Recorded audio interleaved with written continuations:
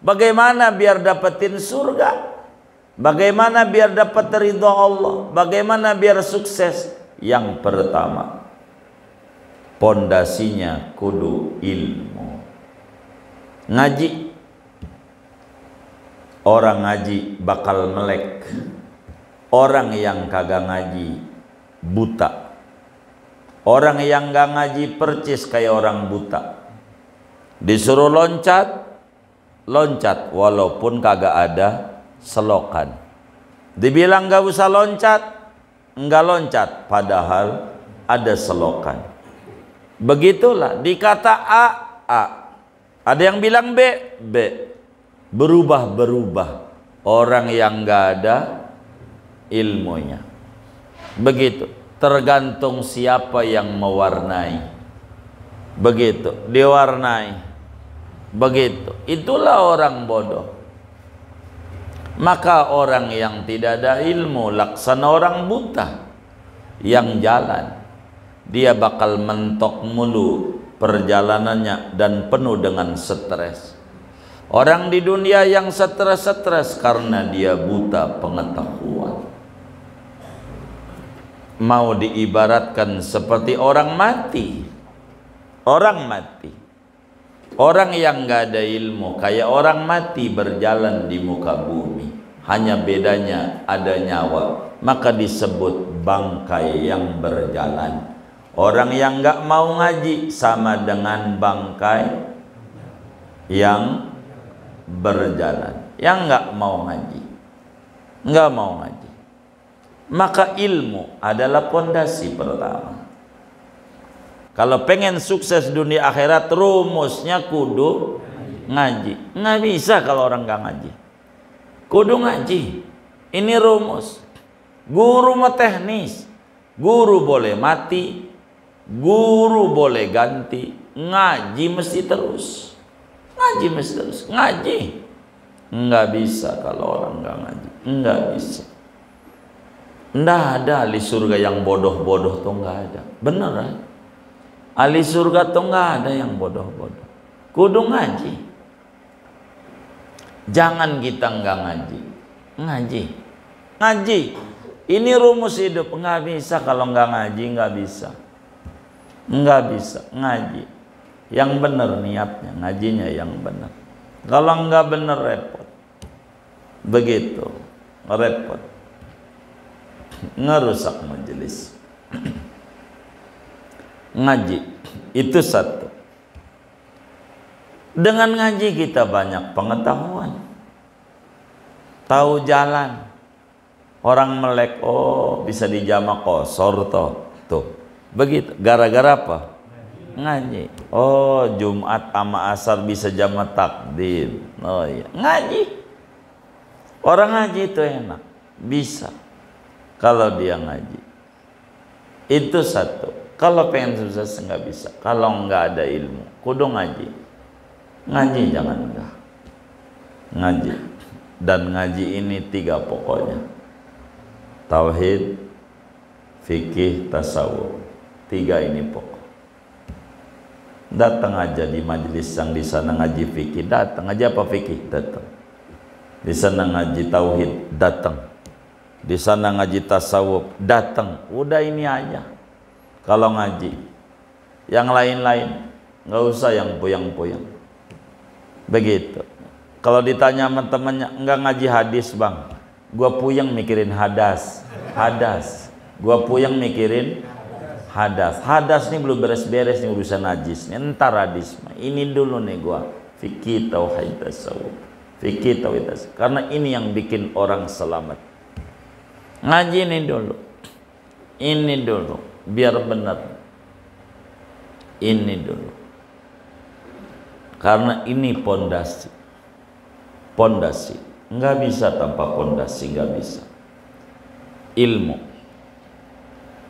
Belajar. Makanya kenapa Nabi sholat sampai kakinya bengkak? Ya takut. Takut kurang bersyukur. Itu takut. Udah paling tingginya. Takut itu paling tingginya. Takut. Namanya manajemen resiko. namanya dalam ilmu keuangan, manajemen. Nih, bagaimana kalau gagal? Itu sehingga nggak sombong dengan keikhlasannya. Ada khauf,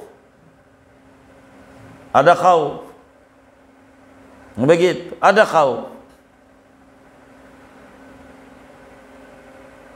Sampai kapan tuh takut? Sampai kakinya injek di bumi surga baru aman.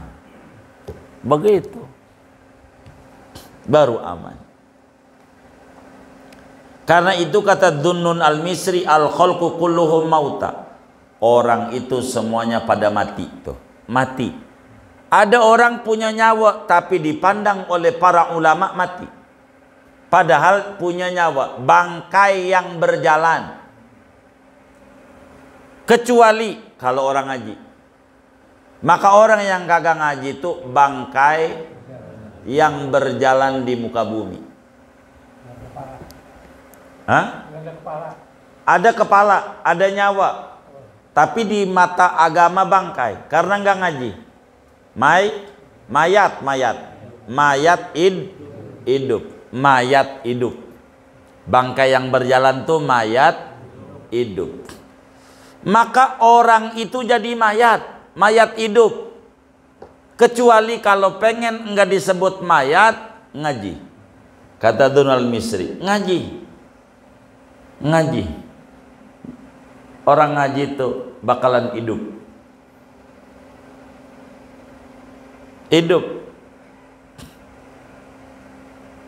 Jadi ahli surga itu orang yang hidup. Kenapa? Karena ada ilmu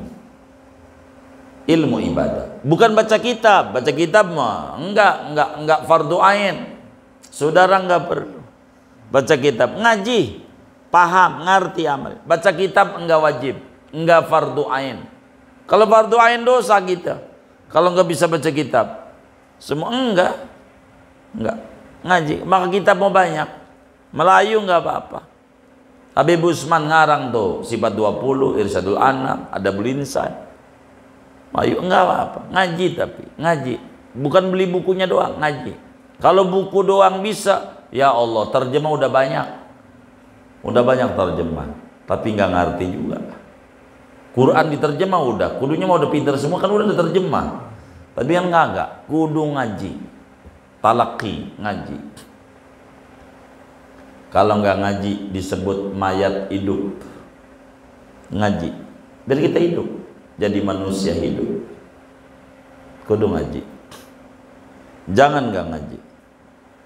Ngaji kita. Surga itu isinya orang hidup karena orang ngaji. Orang dulu perukunan ya ngaji, apa kek?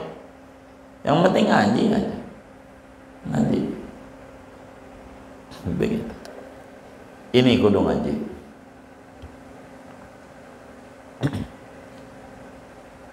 Wal ulama kulluhum niyam. Orang yang ngaji itu tidur. Artinya udah hidup. Bukan mayat, tapi udah hidup. Hidup tidur. Orang tidur tuh orang hidup. Orang tidur tuh orang hidup, orang mati. Hidup yang tidur. Begitu. Dan itu bisa disebut kerja. Kalau di Betawi begitu. Ya Allah, kamu ini kerjaannya tidur mulu. Jadi tidur juga kerja. Ternyata itu begitu. Digaji. Iya, kerjaannya tidur. Berarti tidur juga kerja, begitu. Apa kerjaanmu? Tidur. Maka orang yang ngaji ini orang hidup tapi tidur. Kapan meleknya? Kalau diamalin. Kalau diamalin baru hidup melek. Kalau enggak ngaji namanya mayat hidup. Tulis di rumahnya, lo mayat hidup. Kalau lo kagak, nah iya ini dari Nabi Dunnun al-Misri begitu. Biar kita ngukur diri kita ini mayat bukan. Enggak sih, goda hidup tidur kagak. Ada orang hidup tidur, yaitu orang yang ngaji enggak diamalin. Orang yang ngamalin bisa tertipu. Yang udah ngamalin bisa ketipu, kecuali kalau ikhlas.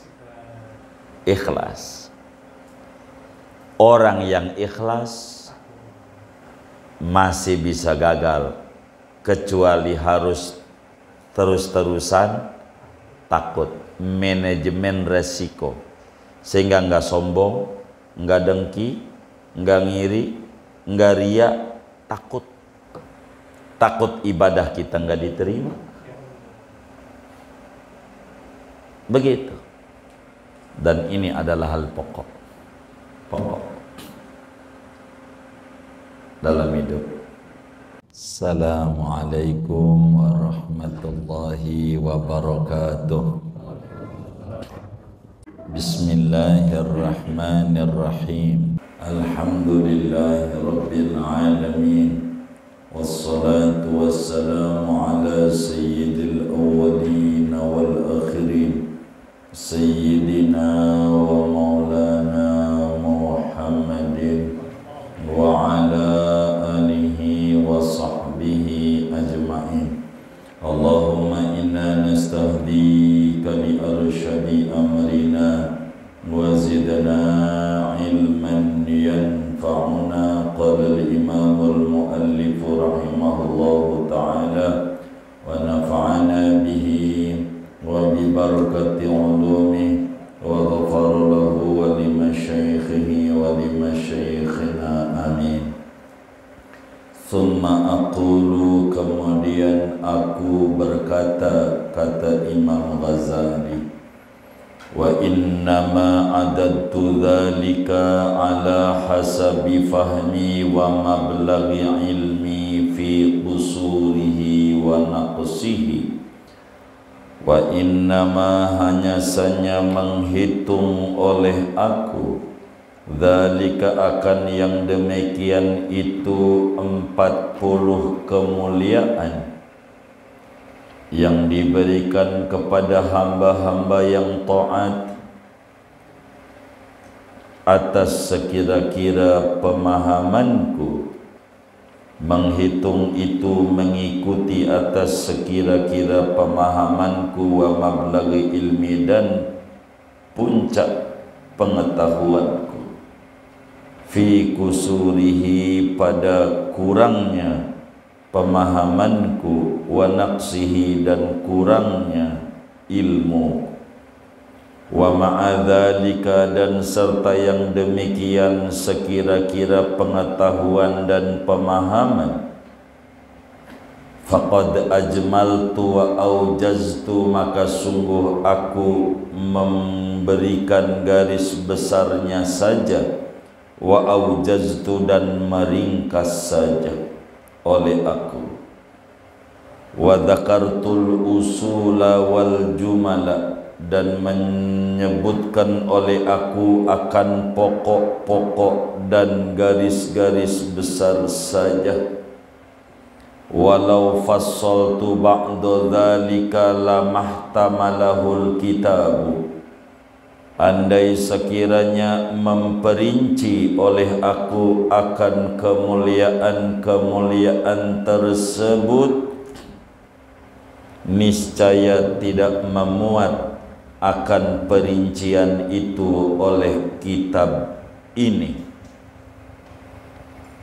Ala tara, tidakkah kau melihat, anni ja'altu mulkal abadi khil'atan wahidatan, bahwa aku yaitu membuat, menjadikan oleh aku akan kerajaan yang langgeng, akan satu perhiasan, satu kemuliaan saja.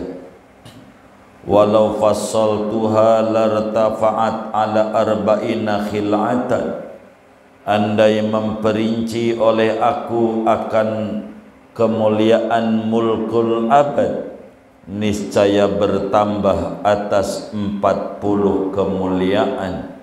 Min nuril huri, daripada cahaya bidadari, wal qusuri dan istana-istana megah surga, wal libasi dan pakaian-pakaian, wa ghairi dzalika dan selain yang demikian itu. Summa kullu naw'in yashtamilu ala tafasila la yuhitu biha illa alimul ghaibi wasyahadah.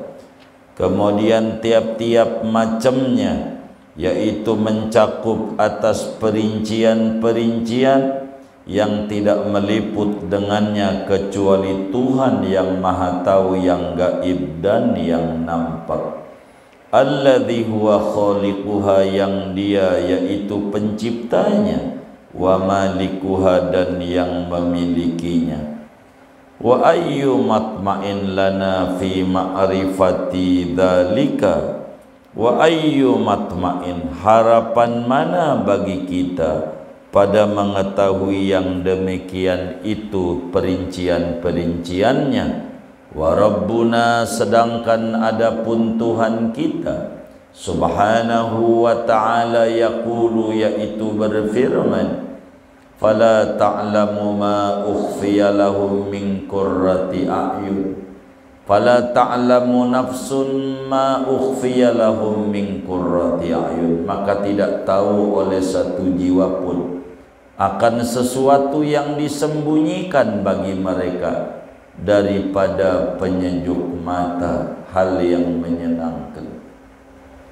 Thumma inna Rasulullah sallallahu alaihi wasallam yaqulu, kemudian sesungguhnya Rasulullah sallallahu alaihi wasallam yaitu bersabda, khalaqa fiha ma la ainun ra'at, telah mencipta oleh Allah di dalam surga akan sesuatu yang tidaklah mata itu memandang, wala udhunun sami'at, dan tidaklah telinga itu mendengar, wala khatara ala qalbi bashar, dan tidak terlintas di atas hati manusia. Wa innal mufassirina yaquluna fi qawlihi ta'ala, lanafidal bahru qabla an tanfada kalimatu rabbi, dan sesungguhnya para ulama-ulama tafsir yaitu mengatakan mereka pada tafsir firman Allah Ta'ala, lanafidal bahru, sungguh kering habis oleh air laut, qabla an tanfada kalimatu rabbi, sebelum bahwa habis oleh kalimat-kalimat firman-firman Tuhanku. Inna hadhihi hiyal kalimatul lati yaquluha Allahu li ahlil jannah, sesungguhnya ini adalah kalimat-kalimat yang dikatakan oleh Allah bagi penghuni surga, fil jannati, di surga, bil lutfi, dengan kelembutan, wal ikrami, dan kemuliaan.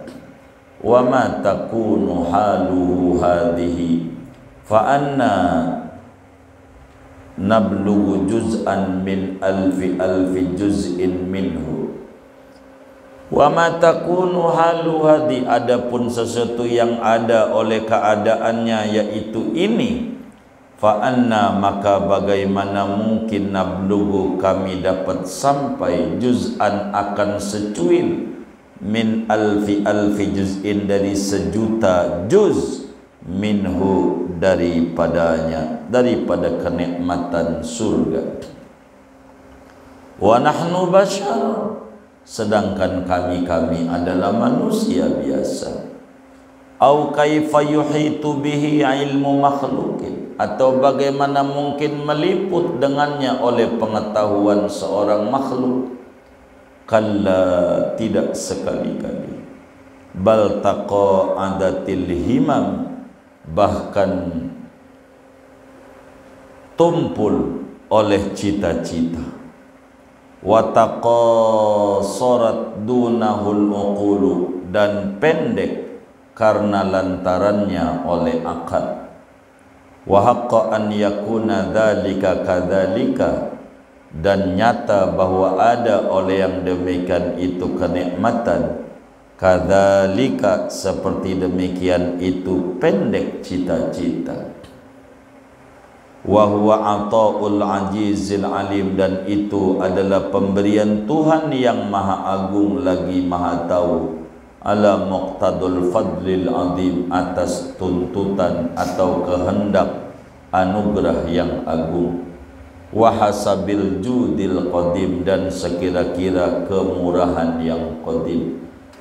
Ala falyamalil amilun, ketahuilah hendaklah beramal oleh mereka yang beramal, wal yabdulil mujtahiduna juhdahum lihadzal matlubil adim, hendaklah menuangkan oleh orang yang sungguh-sungguh akan kemampuan mereka bagi ini tuntutan yang agung.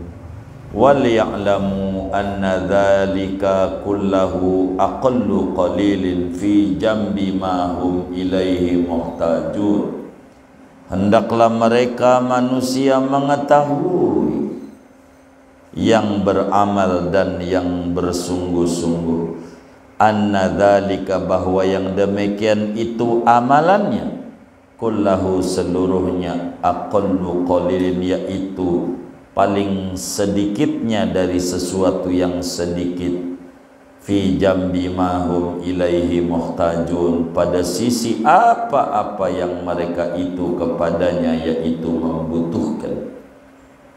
Wa iyyahu yatlubun, dan kepadanya mereka mengharapkan. Walahu yatamarradun,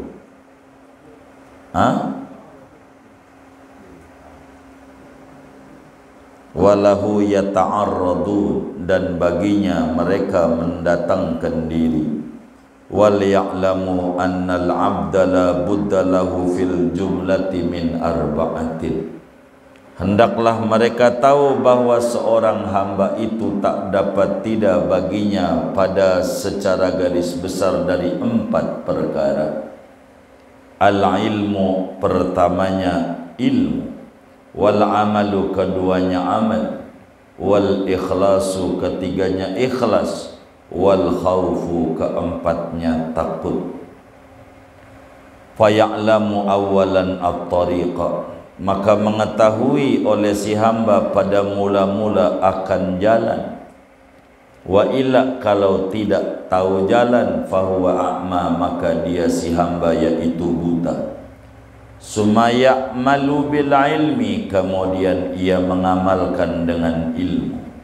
Wa illa, kalau tidak diamalin, fahuwa mahjubun, maka dia hamba yaitu hamba yang terdindingi daripada cita-citanya. Summa yukhlisul amal, kemudian mengikhlaskan ia akan amal.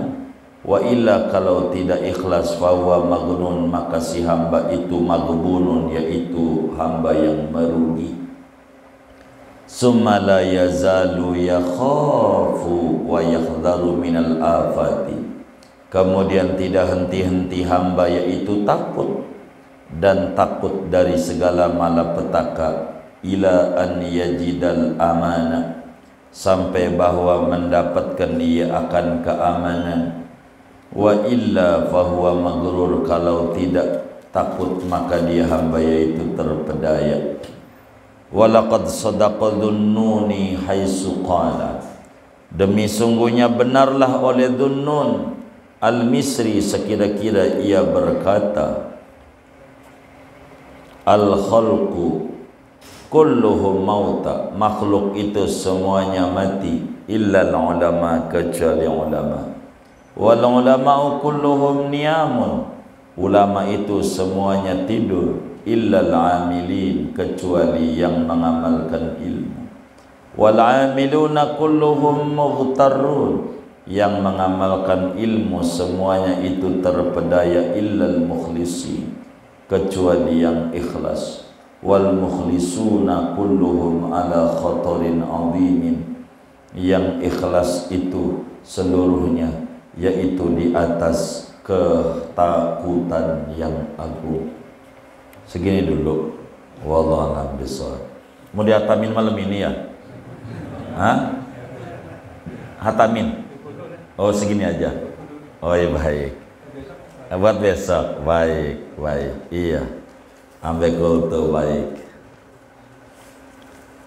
Saudara-saudara sekalian yang mulia, kata Imam Ghazali, bila mana seorang hamba itu patuh dan nurut kepada Allah Subhanahu wa ta'ala, maulah dia ibadah kepada Allah Subhanahu wa ta'ala dengan benar, maka saya melihat ada 40 kemuliaan yang dipersiapkan bagi mereka yang taat, 20 di dunia dan 20 di akhirat.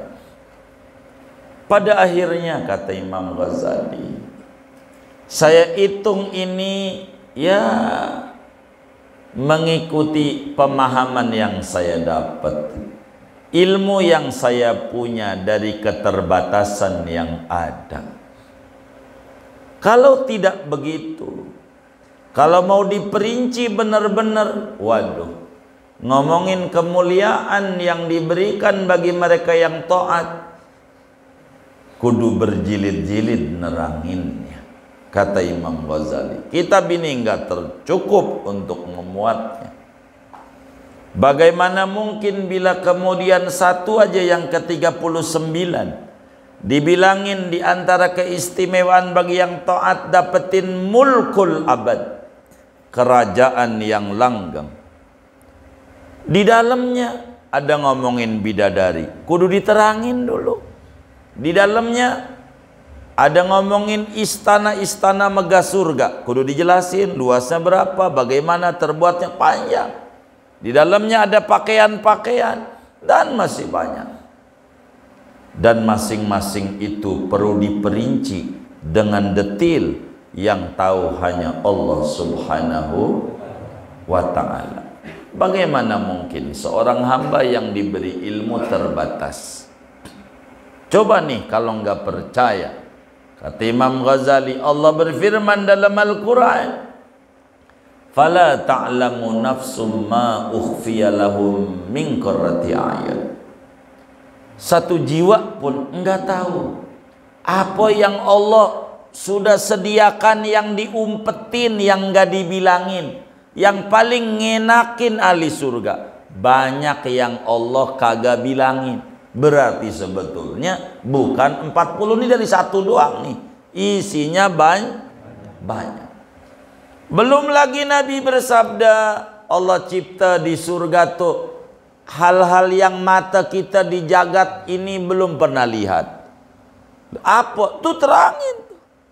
Yang kuping kita belum pernah dengar, hati belum pernah kepikiran, di otak kita ada di surga. Itu kudu diterangin. Ketika mentafsiri para ulama tafsir tentang surat Kahfi, qul law kanal bahru midadan li kalimati rabbi lanafidal bahru qabla an tanfada kalimatu rabbi walau ji'na bimislihi madada. Apa itu firman-firman Tuhan yang ampe laut kering belum habis juga? Yaitu kata ulama tafsir adalah firman-firman Allah kepada penghuni surga di surga. Bagaimana Allah bakal ngobrol dengan ahli surga, itu kudu ditulis. Ini baru satu. Bila satu aja ke-39 mulkul abad, luasnya kayak begitu kudu dipaparin. Bagaimana mungkin mencapai satu dari sekian juta kenikmatan yang Allah berikan di surga, sementara kita manusia makhluk terbatas, pengetahuannya terbatas. Subhanaka la ilma lana illa ma'allamtana. Kita nggak ada ilmu kecuali Allah kasih, dan ilmu yang Allah kasih dikit. Wa ma utitum minal ilmi illa qalila. Bagaimana mungkin ilmu seorang makhluk akan menjangkau itu? Mana mungkin, mana mungkin. Biar kita punya cita-cita setinggi langit, akan lemah pada akhirnya. Biar kata akal kita cerdas, akan mentok pada akhirnya. Bagaimana mungkin akan mengomentari anugerah dari Allah kepada orang-orang yang taat? Bagaimana mungkin akal akan menjangkau tentang kenikmatan-kenikmatan akhirat yang sulit dijangkau oleh akal. Itu baru satu. Bagaimana yang lain? Ini mengglobal aja 40 ini, global aja. Pada akhirnya hendaknya orang-orang pada gemar beribadah. Hendaklah bejibaku pala jadi kaki, kaki jadi pala untuk mengejar impian 40 kenikmatan yang Allah berikan kepada orang yang taat. Kejar itu, kejar itu. Tapi perlu diketahui, untuk supaya kita hidup sukses di dunia dan di akhirat, bagaimana kita supaya bisa menapaki 7 tahapan menuju surganya Allah. Minhajul Abidin, ada 7 tanjakan yang pada akhirnya dari mulai tanjakan ilmu sampai tanjakan taubat, pada akhirnya kalau kita serius pengen bahagia dunia dan akhirat, seorang hamba Allah tidak boleh melepaskan 4 perkara. Kalau pengen singkat, siapa orang yang pengen sukses di dunia, pengen sukses di akhirat, kuncinya ada 4. 4 ini nggak boleh hilang. 4. Kalau pengen sukses, yang pertama ilmu. Ilmu ini kunci. Jadi yang pertama, jalan dulu menuju Allah.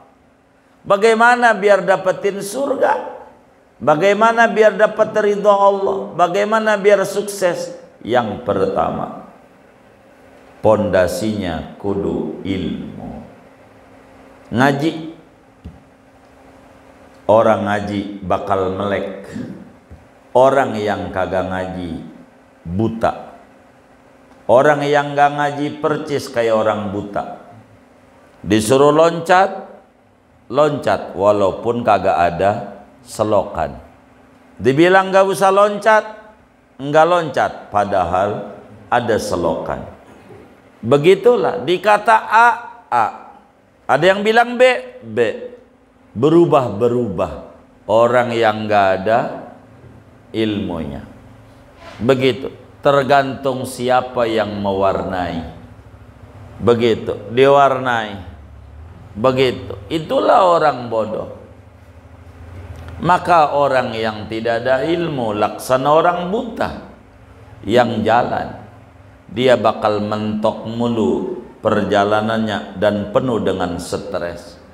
Orang di dunia yang stres karena dia buta pengetahuan. Mau diibaratkan seperti orang mati. Orang mati. Orang yang gak ada ilmu kayak orang mati berjalan di muka bumi. Hanya bedanya ada nyawa, maka disebut bangkai yang berjalan. Orang yang gak mau ngaji sama dengan bangkai yang berjalan, yang nggak mau ngaji, nggak mau ngaji. Maka ilmu adalah pondasi pertama.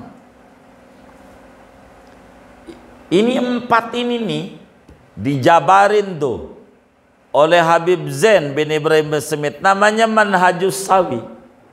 Ada 5, ini 4-nya ini tambah wara. Begitu, ini usul Thariqah Sadab Alawi. Komplit semuanya. Ini kalau mau dicabarin ilmu, bagaimana kita kudu ngaji, di majelis mana ilmu apa, prioritasnya bagaimana, panjang. Tapi kita nggak mau ke sana-sana, nggak hatam-hatam kitabnya. Kalau saya mau terangin panjang, ente deras saja Manhajus Sawi.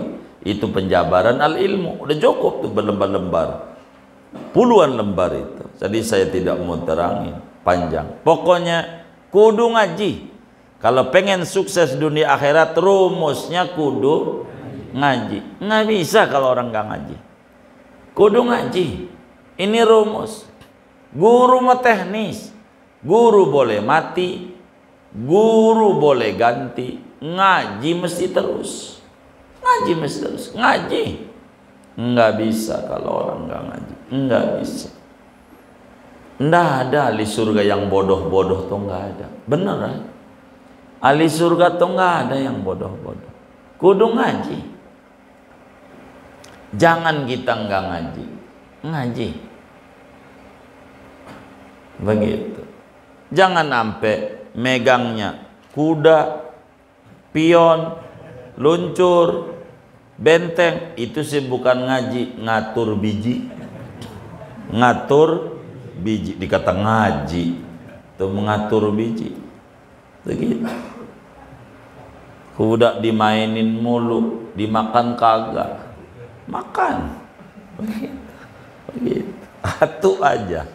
Udah jagoan dah. Begitu. Ngaji. Ini rumus hidup. Nggak bisa kalau nggak ngaji, nggak bisa. Nggak bisa. Ngaji. Yang benar niatnya, ngajinya yang benar. Kalau nggak benar repot. Begitu. Repot.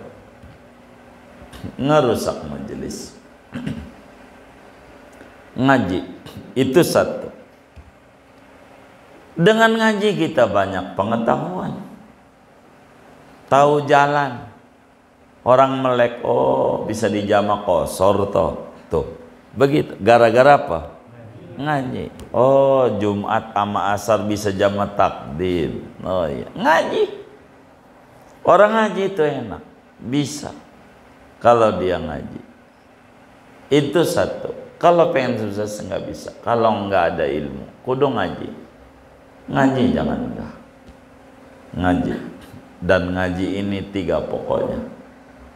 Tauhid, fikih, tasawuf. 3 ini pokok.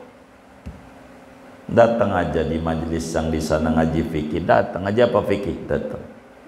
Di sana ngaji tauhid, datang. Di sana ngaji tasawuf, datang. Udah ini aja. Kalau ngaji, yang lain-lain nggak usah yang puyang-puyang. Begitu.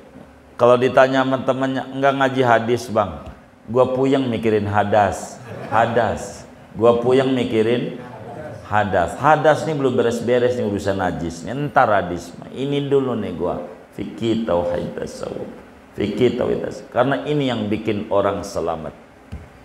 Ngaji ini dulu. Ini dulu. Biar benar. Ini dulu.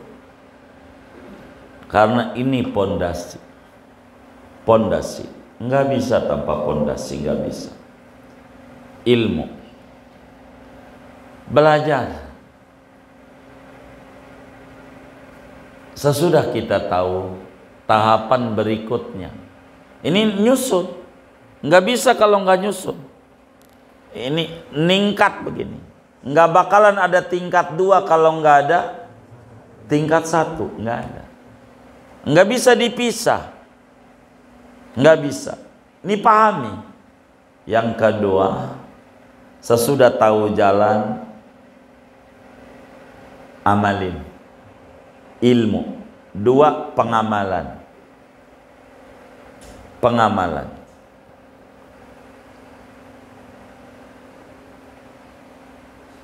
Amalin. Ada pertanyaan begini. Ada orang rajin ibadah, udah sholat rajin banget dah, ruku sujud udah masya Allah. Itu dari Isya baru-baru kelar salam adzan subuh, sholat. Tapi enggak ngaji. Tapi enggak ngaji. Ada orang ngaji, tapi enggak juga ngerjain ibadah-ibadah, ngaji doang. Tinggian mana? Tinggian mana? Hah? Tinggian mana? Hah? Kagak ada yang tinggi.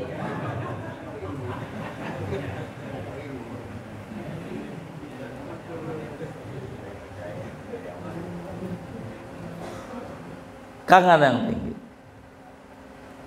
Saya tanya lagi. Ada orang sopan, akhlaknya masya Allah. Dikit-dikit permisi, begitu permisi, sopan.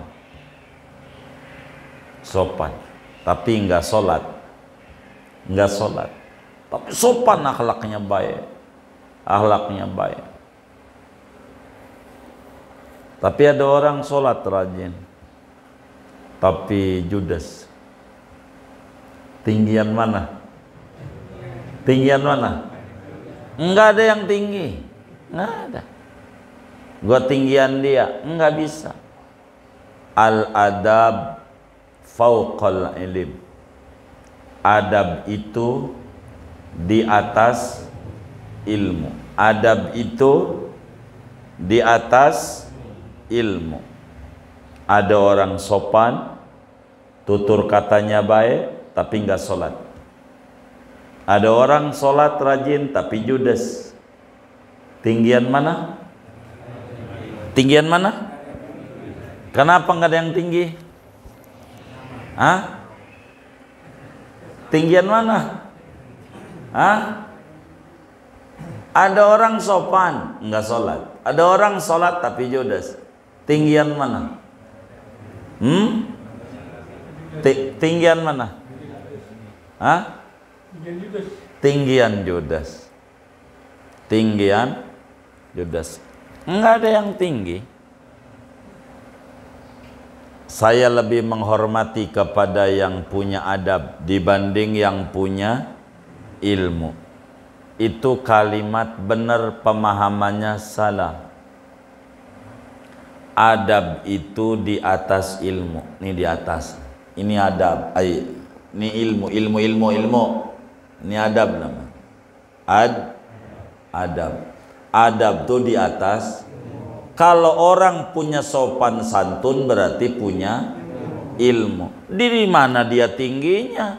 Orang Allah aja dilanggar. Tuhan yang ngasih nyawa dia aja sholat kagak. Gue lebih hormat sama dia walaupun gak sholat. Sopan orangnya miring.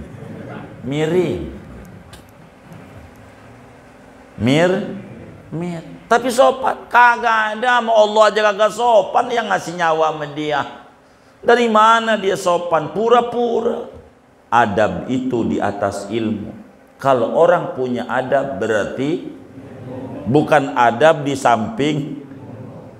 Adab di samping, ini adab, ini ilmu. Enggak, adab di atas ilmu. Adab itu pengamalan. Kalau ada orang ngamalin berarti punya ilmu. Ini ngaji kita balik, jangan adab ilmu. Ini kemari lagi. Jadi ini tingkatan. Dasarnya kudu ngaji, baru ngamalin. Baru kalau ada orang ngamalin enggak ada ilmu, bukan ngamalin. Hah? Ini enggak ada ilmunya, nunggang-nungging doang. Enggak bisa. Pengamalan itu harus berangkat dari ilmu. Kata Imam Ghazali, wal ya'lamu annal 'abda la buddalahu fil jumlati min arba'ati. Seorang hamba kalau pengen sukses di dunia di akhirat, 4 kuncinya. 1, ngaji, kudu punya ilmu, ngaji nggak bisa habis ngaji baru naik apa? Ngamalin ini kudu hasil ngaji. Kalau kagak mau ngaji, mau ngamalin apa yang diamalin? Begitu, nggak bisa. Ada orang makanya sering muncul menggugat Allah. Tuhan bagaimana sih? Gue udah tahajud nih, udah lebih dari 10 rakaat saban malam, ngapa hidup gua susah? Loh, Tuhan udah kayak karyawan dia yang dia bisa maki-maki. Bener nggak ibadahnya? Jangan salahin Allah telat memberi, salahin kita telat adab. Bener nggak kita adabnya? Sholat yang kita kerjakan bener nggak? Jangan sampai kita tahajud mau rajin tapi subuh kagak dikerjain. Lah, Enggak paham ilmu, mana prioritas, mana fardu ain, mana fardu kifayah, mana sunnah muakkad, mana sunnah. Harus tahu, harus tahu. Kalau enggak bakal repot, bakal repot, bakal repot. Kita punya ibu, kita punya ibu, kita punya bini, kita punya ibu, kita punya bini. Ibu ketemu kita udah lama, ketemu ibu kita udah lama, dari sejak kita sejak lahir, berarti di perutnya kagak ada. Sejak kita di kandungan, kita udah bergaul sama ibu. Ibu kita udah baik sama kita, nyebokin kita, nyekolahin kita, sampai kebunnya dijual, sampai ngawinin kita, sampai buat lahiran kita, ngutang juga tuh ibu. Berinteraksinya dengan kita udah lama. Bini kita, kapan kita ketemu bini? Kapan? Kapan kita ketemu bini? Hah? Hah? Kapan kita ketemu bini? Hah? Ketika kita udah sukses. Ketika kita udah, kalau kita tidur di kolong jembatan, mau nggak dia? Mau nggak? Hah? Jadi bini kita mau nggak? Lah kagak mau. Jadi kapan kita ketemu ibu? Sebelum apa-apa. Ada prioritas. Itu yang lebih diopenin bininya mulu, ibunya kagak ada, mak, duitnya habis buat bercicilan, cicilan begitu, cicilan mulu kalau ibunya minta duit. Tapi kalau baru cewek doang nih, Kang Mas pulsa habis, siap aja, belum juga jadi bini, gitu. Mana orangnya ngaji juga lagi, tuh begitu. Lah ibu dia prioritas begitu, temu kagak bininya mulu. Makanya ada cerita Alqomah kan begitu. Karena apa ini? Ilmu pengamalan ini ada urutannya, ada urutannya, ada urutannya begitu, ada urutannya, ada. Enggak bisa kalau enggak ada urutan, enggak bisa.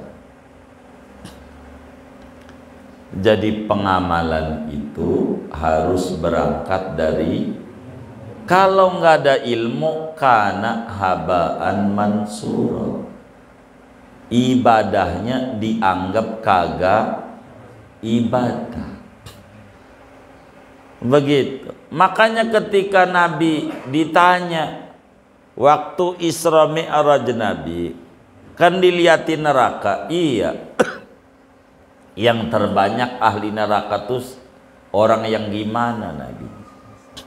Kata Nabi, fara'aitu aksara ahlihal fuqara. Saya lihat 90% yang masuk neraka tuh orang miskin. Ngeri nih kalau yang miskin-miskin. Ahli neraka. Nabi yang masuk neraka itu orang miskin. Sahabat juga melotot, gua miskin, neraka. Ada yang berani nanya, miskin apa Nabi? Miskin ilmu, nggak mau ngaji, ibadah mau rajin, ngaji ora. Begitu, suruh ngaji susah banget. Tapi kalau ada tahlilan aja, apalagi malam 3, rame banget. Ada nggak yang kayak begitu? Nggak ada, alhamdulillah. Gitu. Itu begitu. Ngaji susah. Dipikir ibadah tuh gampang. Orang ibadah itu susah.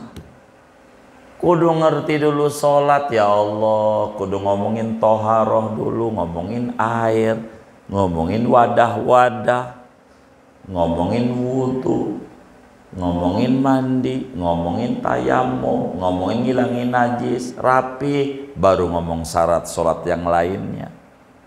nutup aurat, panjang. Belum rukun sholat, belum batal sholat, banyak, enggak asal, enggak. Kalau nggak ada ilmu, sedekah demen, zakat nggak mau, sedekah mau demen, padahal zakat yang wajib. Kalau dia dagang, hitung dulu, udah senisab apa belum, udah zakat dulu karena ini yang wajib, entar dilapisi sedekah, kan ada aturan. Ada sholat tahajud, siapa yang disuruh sholat tahajud? Lah yang udah beres yang wajib-wajibnya, yang wajibnya belum beres, ya gimana? Ini karena nggak ada ilmu, ujungnya disalin Allah. Senin Kamis rajin, Ramadan kagak dikodok-kodok tuh kemarin tuh gak puasa, ini kagak nemu, ujungnya nyalain Allah. Udah puasa pati geni 40 hari belum nembus juga, belum nembus. Waduh, nyalain Allah aja.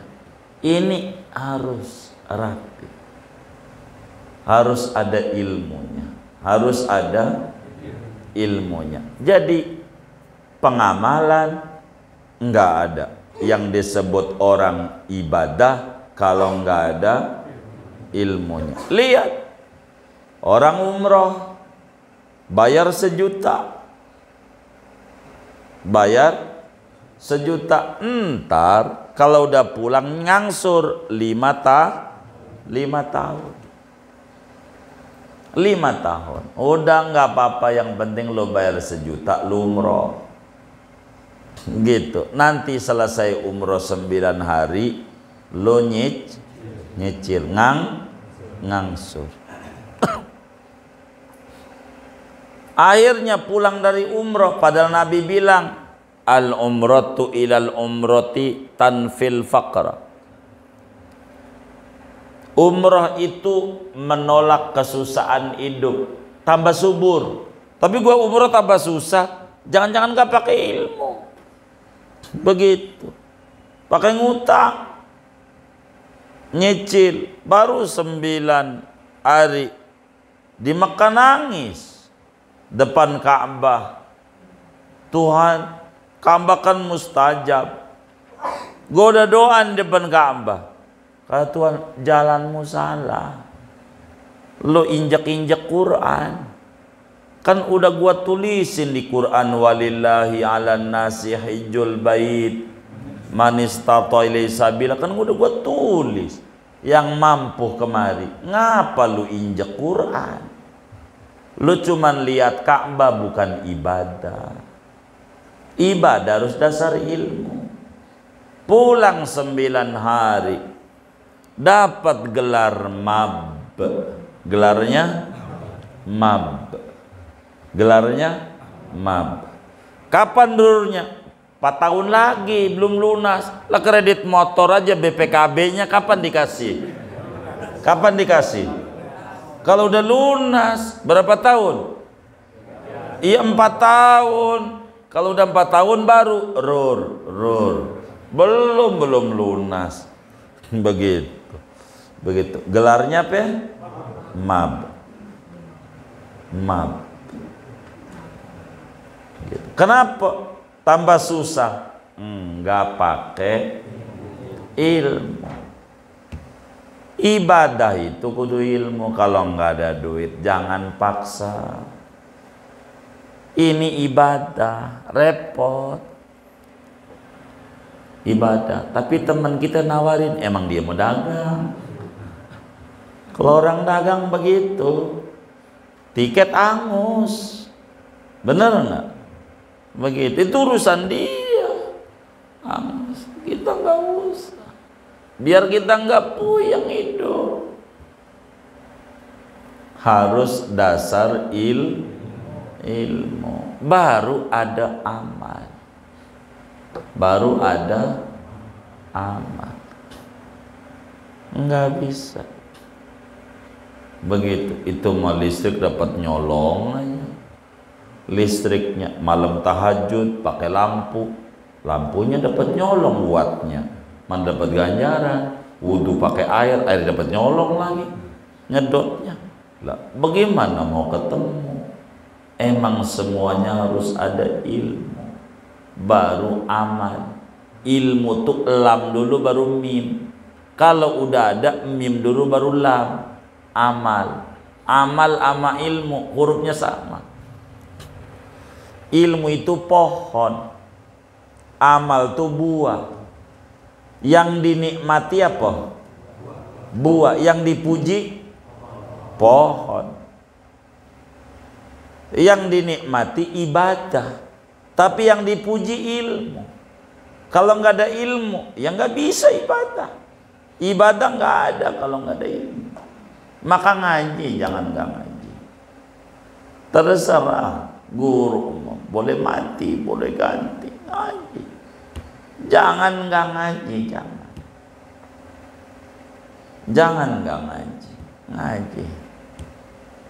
Repot orang nggak ngaji, itu repot. Ngaji. Sabaqa dirhamun alfa dirhamin. Duit 1000 bisa ngalahin orang yang sedekah jutaan. Asal punya ilmu. Kan begitu. Semuanya ilmu. Bikin sayur asem aja perlu ilmu. Bikin sayur asem campur mengkudu, ya Allah mana diterima. Karena bukan bikinnya, kudu ada ilmunya. Enggak bisa. Maka ilmu dulu sebagai pondasi atau tingkat pertama, lantai dasar. Udah lantai dasar, naikin apa? Amal. Maka ada orang ibadah rajin nggak ngaji, ada orang ngaji nggak ibadah, nggak ada yang tinggi. Orang baru ini dasar nih. Kalaupun mau tinggi, tinggian yang ngaji, karena dia udah punya dasar. Begitu. Ada orang sholat rajin judes, ada orang sopan nggak sholat. Kalau mau diadu, masih tinggian yang sholat yang judes. Kenapa? Udah ada menjalankan perintah Allah, tinggal adab yang belum. Tapi dia sopan, kelihatannya doang. Tuhan aja dikibulin, apalagi kita. Bisa aja dia masuk gorong-gorong, padahal di ujungnya yang sarain. Bisa aja itu. Bisa aja, bisa aja. Bisa aja. Itu begitu, bisa aja. Begitu. Begitu. Bisa aja. Yang kayak begitu. Jadi, karena ada ilmu. Gak ada ilmu. Nih. Gua udah siapin calonnya, milih ini. Orang gua, milih ini orang gua juga. Begitu. Ya. Punya ilmu. Begitu. Yang mananya aja orang gua. Begitu. Ya kayak begitu. Ilmu. Perlu kedua amal. Ilmu ini ibadah. Jadi ibadah. Jadi nggak perlu banyak. Jadi ngaji itu nggak perlu banyak. Yang perlu banyak pengamalannya. Ngaji itu perlu banyak. Orang kita demen baca sholawat aja nggak bakalan bisa kalau nggak ada ilmunya. Nggak ada. Udah ada ilmunya, ya perlu ditunjang oleh pengamalan. Kan udah ada. Begitu. Semuanya begitu. Nggak bisa. Terus aja. Ilmu apa aja asal istiqomah penuh buah. Saudara, puasa Senin Kamis tahunan mesti ada manfaatnya. Tapi jangan sehari, jangan. Nggak ketemu kalau sehari. Tahunan. Sampai saudara lupa. Sampai udah nggak ngarepin. Baca sholat, baca sholawat aja udah nggak ngarepin. Pengen duit kagak udah. Yang penting gua mau baca sholawat aja. Tuh baru bakal ketemu segala macam. Begitu. Tapi kalau baru secangkulan pengen dapat air, baru juga secangkulan pengen dapat air, mana nemu terus. Nanti kalau sudah dalam, udah kagak pikirin, terserah. Begitu. Karena memang udah nyumber sendiri, udah ketemu dalamnya. Kalau belum ketemu dalamnya jangan berhenti. Emang begitu. Udah ngamalin, nggak cukup, kudu ada adab. Ikhlas, ikhlas ini adab. Adab itu fauqal ilmi, iya fauqal ilmi, fauqal amal. Kudu ikhlas. kudu ikhlas. Ibadah itu muatannya kudu bener, kudu ikhlas. Ikhlas itu kategorinya adab. Makanya al-adab fauqal ilm. Kata Syekh Abdul Qadir Jilani, saya lebih hormat sama yang punya adab dibanding yang punya ilmu. Kalau orang yang ngerti, kata bahasa orang Sunda, atau pugu. Kalau punya ilmu, punya adab, berarti dua kelebihannya. Satu kelebihan ilmu, satu lagi kelebihan adab. Kalau yang satu cuman satu kelebihan, yaitu ilmu doang, adab nggak ada. Begitu. Bukan maknanya Syekh Abdul Qadir lebih hormat sama orang sopan walaupun nggak sholat. Ngarang dari mana? Itu tafsiran kamu. Begitu, nggak ada di tafsiran kalamnya Syekh. Nggak begitu. Nggak. Karena ini tingkatan ilmu, amal, adab.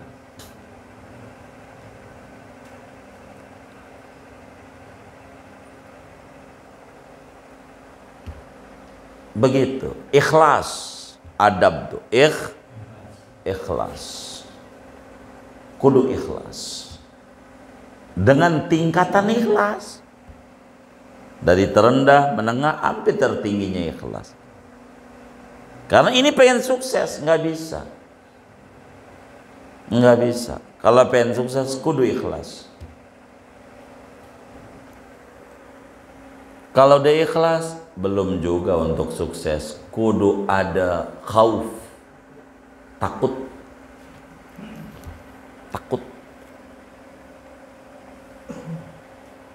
Kalau orang nggak ngaji, buta. Kalau ngaji doang kagak diamalin, tertutup, buntu. Kalau ngaji doang ngamalin juga tapi kagak ikhlas, rugi. Rugi. Begitu. Jadi ilmu, amal, ikhlas. 3 enggak, harus tertingginya khauf, takut.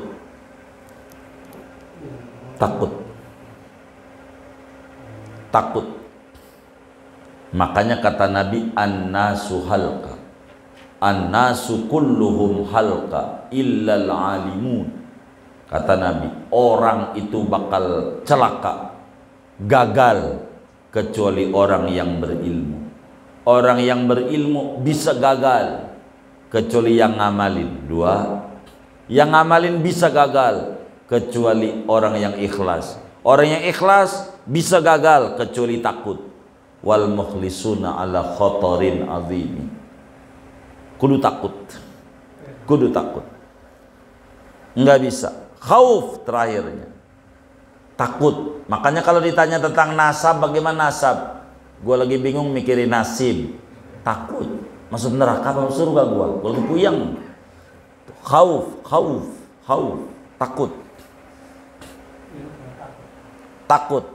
Takut paling tingginya orang. Makanya kenapa Nabi sholat sampai kakinya bengkak? Ya takut kurang bersyukur. Itu takut, udah paling tingginya. Takut itu paling tingginya. Takut. Namanya manajemen resiko. Namanya dalam ilmu keuangan, manajemen. Bagaimana kalau gagal? Itu sehingga nggak sombong dengan keikhlasannya. Ada khauf. Begitu, ada khauf. Sampai kapan tuh takut? Sampai kakinya injek di bumi surga baru aman. Begitu. Baru aman. Karena itu kata Dunnun al-Misri, al-khalqu kulluhum mauta. Orang itu semuanya pada mati tuh. Mati. Ada orang punya nyawa tapi dipandang oleh para ulama mati. Padahal punya nyawa, bangkai yang berjalan.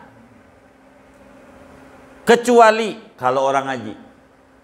Maka orang yang kagak ngaji itu bangkai yang berjalan di muka bumi. Hah? Ada kepala, ada nyawa, tapi di mata agama bangkai karena nggak ngaji. Mayat hidup, mayat hidup. Bangkai yang berjalan tuh mayat hidup. Maka orang itu jadi mayat hidup. Kecuali kalau pengen enggak disebut mayat, ngaji. Kata Dunal Misri, ngaji.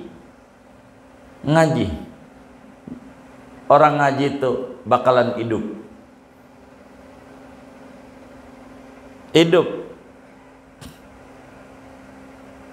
Jadi ahli surga itu orang yang hidup. Kenapa? Karena ada ilmu ibadah. Bukan baca kitab mah enggak fardu ain. Saudara enggak perlu baca kitab, ngaji, paham, ngerti, amal. Baca kitab enggak wajib, enggak fardu ain. Kalau fardu ain dosa kita. Kalau enggak bisa baca kitab, semua enggak ngaji. Maka kitab mau banyak, Melayu enggak apa-apa.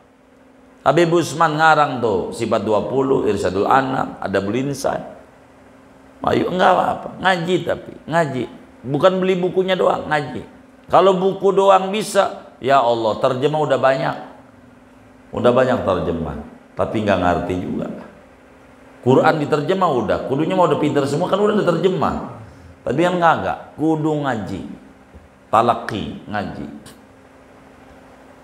Kalau nggak ngaji disebut mayat hidup.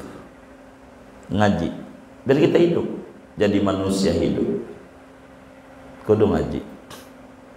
Jangan nggak ngaji. Ngaji kita. Surga itu isinya orang hidup karena orang ngaji. Orang dulu perukunan ya ngaji, apa kek? Yang penting ngaji aja. Ngaji. Begitu. Ini kudu ngaji.